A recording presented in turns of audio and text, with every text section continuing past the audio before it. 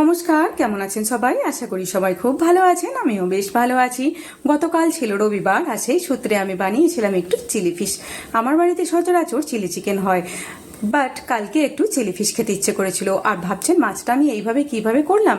তো মাছটা আমি সেদ্ধ করে নিয়েছিলাম, আর যেটুকু অল্প অল্প কাঁটা ছিল, এটা ছিল ভেটকি মাছ। অল্প অল্প কাঁটা যদিও থেকে থাকে, সেটাকে বেশ করে আমি বার করে নিয়েছি, কারণ মাছের কাঁটা ছাড়িয়ে খাওয়ার মতো কোনো মানসিকতা আমার ফ্যামিলির কারণ নেই, সেই জন্য।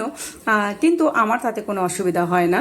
আর মাছটাকে সেদ্ধ করে ওর মধ্যে একটু কর্নফ্লাওয়ার, একটু লঙ্কার গুঁড়ো, একটু নুন দিয়ে হালকা হাতে স্ম্যাশ করে তারপর এইভাবে আমি ডুমো ডুমো করে ভেজে নিয়েছি। এখানে দেখছেন, এখানে আছে আদা, রসুন আর একটু গোলমরিচ। একটু চিলি চিকেন বলুন, চিলি ফিশ বলুন, এর মধ্যে কিন্তু একটু গোলমরিচটা দিতে হয়, তাই না? আর এই যে দেখুন, চাল ভিজিয়ে রেখেছি, এর সঙ্গে আমি বানাবো বাসন্তী পোলাও। আর এই যে দেখছেন, কড়াইয়ের মধ্যে লাল লাল ক্যাপসিকাম। সেদিনে তো আমি আমার ব্লগে আপনাদেরকে দেখিয়েছিলাম যে আমি বাজার থেকে 20 টাকা কিলো দরে অনেকগুলো ক্যাপসিকাম এনেছিলাম। আর আমি তো বাজার বর্ধমান স্টেশন বাজার থেকে করি, তো সেই জন্য ওখানে সবাই আমার চেনাশোনা, যখনই কিছু আসে ডেকে ডেকে সবাই দিয়ে দেয়। তো দেখুন, সবে মিলিয়ে চিলি ফিশটা আমার ঠিক এই রকম একটা গেট আপ নিয়ে নিয়েছিল।